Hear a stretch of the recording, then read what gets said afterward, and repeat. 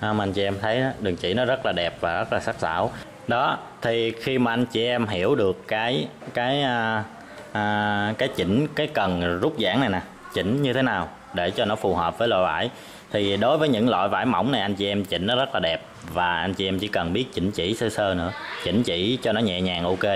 Thì đối với những cái loại vải rất là khó chịu như này ha, anh chị em thấy không, cái đường chỉ của mình chắc sổ mình rất là đẹp luôn nè. Hello, xin chào tất cả anh chị em đã quay trở lại với kênh ngành may mặc của mình nha. Thì mình chỉ là một thợ sửa máy may cùi bắp thôi mọi người. Thì cái video này ngày hôm nay mình sẽ hướng dẫn cho anh chị em cách để mà mình chỉnh, và mình sẽ nói rõ cái ứng dụng và cái công dụng của cái cần chỉnh rút giãn này nè. Cần chỉnh rút giãn hay ngoài Bắc họ gọi là chỉnh co bay đó mọi người. Thì mình thấy có rất là nhiều anh chị em tuy ngồi máy đã lâu, ngồi máy vắt sổ đã lâu, may rất là giỏi nhưng vẫn chưa có nắm rõ được cái công dụng và cái ứng dụng của cái cần chỉnh rút giãn này. Có rất là nhiều chị em tuy may rất là giỏi nhưng mà vẫn chưa có nắm được cái cần chỉnh rút giãn này để ứng dụng vào từng loại vải, như là vải mỏng nè, vải dày nè, hay là những cái loại vải thun nè, vải giãn nè, và những cái loại vải phi bóng hay là KT nó không có độ giãn nè, thì mình cần chỉnh như thế nào. Thì hôm nay mình sẽ nói rõ và cái công dụng và cái ứng dụng để cho anh chị em có thể áp dụng vào cách chỉnh của cái cần rút giãn hay co bay này vào từng loại vải, tất cả các loại vải, để anh chị em biết cách rồi mà mình chỉnh như thế nào để khi mà mình may cái hàng ra nó được đạt yêu cầu theo như mong muốn, và cái đường chỉ của mình nó được đẹp nha anh chị em ha. Thì bây giờ mình sẽ bắt đầu vào video để hướng dẫn cho tất cả anh chị em. Ok, thì đầu tiên mình sẽ hướng dẫn cái công dụng của cái cần chỉnh rút giãn này ha. Thì khi mà anh chị em đẩy cái cần này xuống, đẩy xuống càng sâu mình siết lại, thì sẽ làm cho khi mà mình may hàng ra đó thì cái vải mình nó sẽ rút lại nha anh chị em ha, nó co lại. Và khi mình xả cái cần này lên càng cao lên trên thì vải của mình nó sẽ giãn ra nha mọi người. Thì bây giờ mình sẽ ví dụ trên một cái miếng vải thun như thế này, và mình sẽ ví dụ cho anh chị em xem. Thì bây giờ là mình sẽ chỉnh cho cái cần này lên trên hết, có nghĩa là máy của mình nó sẽ giãn ra và làm cho vải mình nó giãn ra ha. Thì bây giờ mình sẽ ví dụ.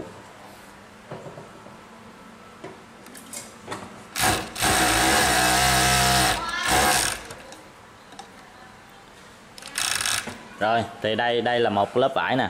Thì bây giờ là lớp vải tiếp theo, mình cũng sẽ chỉnh cho nó rút lại. Thì mình sẽ đẩy nó xuống sâu nhất có thể, và mình sẽ chạy lên một lớp vải y chang như vậy luôn nha mọi người ha, cũng là lớp vải thun.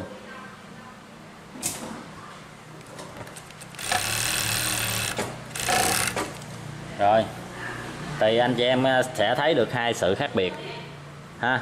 Thì khi mà mình càng đẩy xuống cái cần này càng sâu thì vải mình nó sẽ càng rút lại, nó càng co lại ha. Và khi mình đẩy cái cần này lên càng cao thì vải mình nó sẽ giãn ra. Thì cái cần chỉnh rút giãn này chính là cái cần để chỉnh cái cầu răng cưa ở phía trước nha anh chị em ha.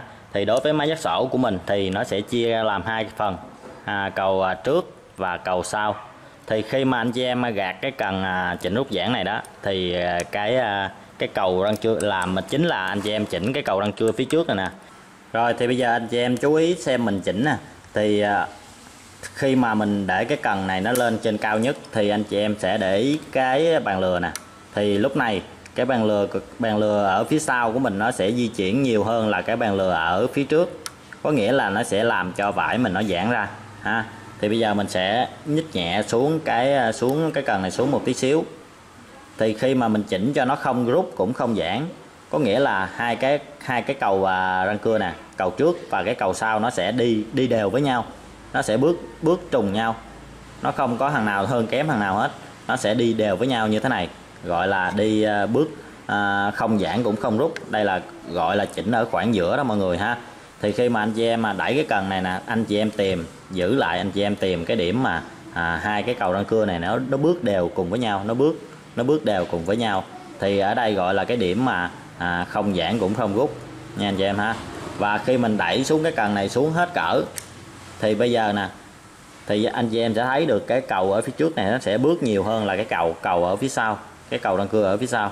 Thì nó sẽ làm cho, thì khi cái cầu răng cưa này nó bước dài thì nó sẽ nhồi vải lại, nó đùng vải lại, nó làm cho vải mình nó bị rút lại nha. Rồi đó, rồi vậy khi mà anh chị em đẩy nó xuống càng sâu ha, đẩy, ví dụ như đẩy cái cần này xuống càng sâu thì nó sẽ làm cho vải mình nó sẽ rút lại càng nhiều.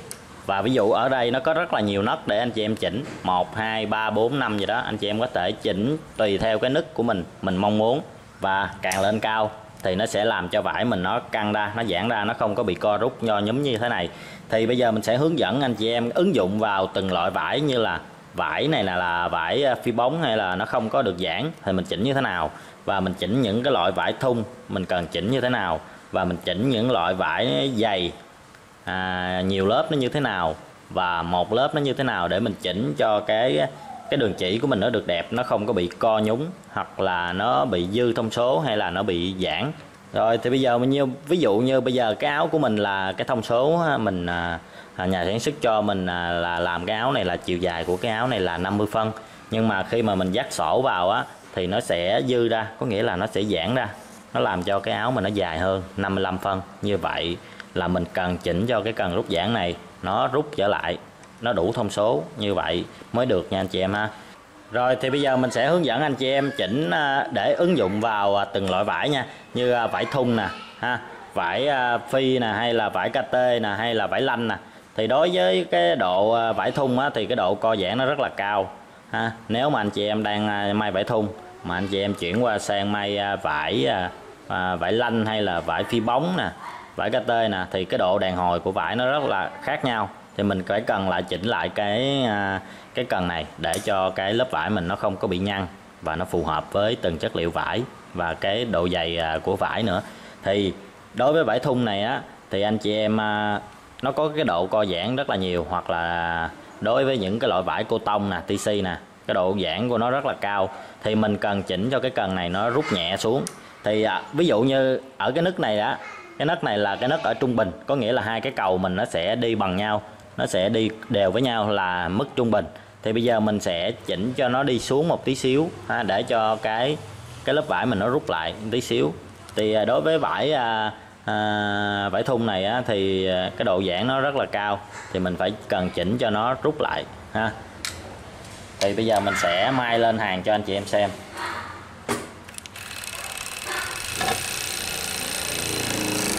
Đó, thì khi mà mình may lên nè, thì khi mà cái đường chỉ mình nó may nó không có bị giãn ra quá nhiều.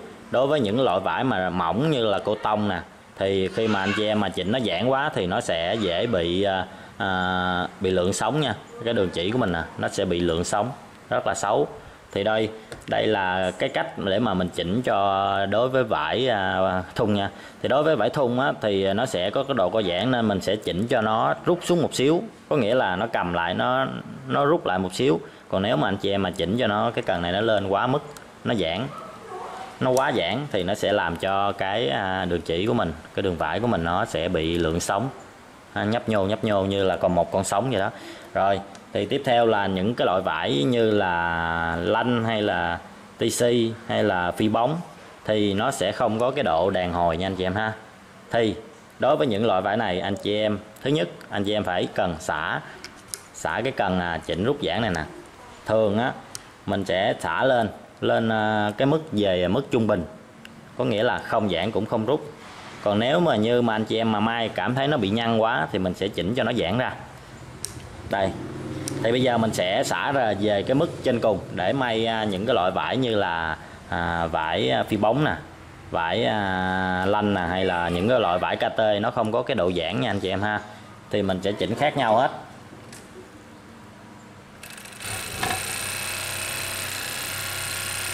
Đó, thì bây giờ là mình đang chỉnh cho nó giãn ra nè anh chị em ha. Thì khi mà chỉnh giãn thì anh chị em sẽ thấy cái đường vải của nó hơi bị lượng sóng tí xíu, tại vì mình đã xả cho cái mức này nó giãn ra hết ha, giãn ra hết thì nó sẽ làm cho chỉ của mình nó sẽ lượng sóng. Thì đối với cái loại vải mà không giãn như thế này ha, cái độ co giãn nó không có, thì mình sẽ chỉnh về cái mức ở là trung bình, có nghĩa là không rút cũng không giãn, có nghĩa là về nước trung bình. Về nước trung bình là như thế nào thì hồi nãy mình đã có hướng dẫn anh chị em rồi. Về nước trung bình có nghĩa là hai cái bàn lừa này nó sẽ bước đều cùng với nhau, không có thằng nào bước nhiều hơn thằng nào cả. Cái mức trung bình là anh chị em nhìn vào hai cái cầu răng cưa nó sẽ đi đều với nhau, cầu trước và cầu sau nó sẽ bước đều với nhau, nó sẽ không giãn cũng không rút. Đó thì bây giờ mình đã hạ xuống và mình sẽ mai lại cho anh chị em xem. Thì đây nè, nó đang bị lượng sóng tí xíu ha. Thì bây giờ mình sẽ mai lại một đường.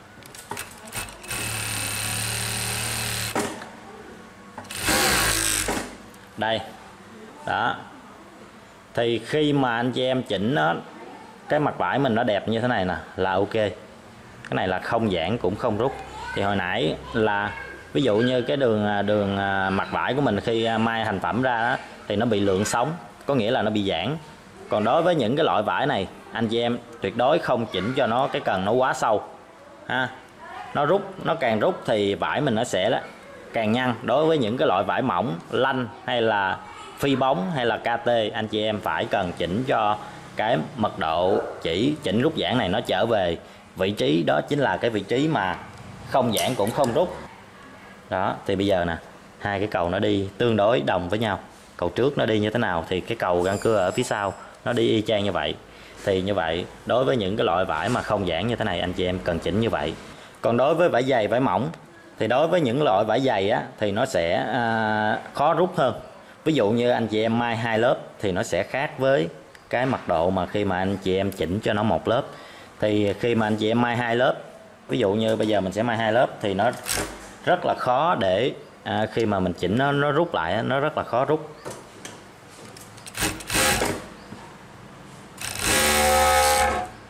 Đó thì có nghĩa là khi mà mình mai 2 lớp thì nó rất là dễ bị giãn anh chị em ha.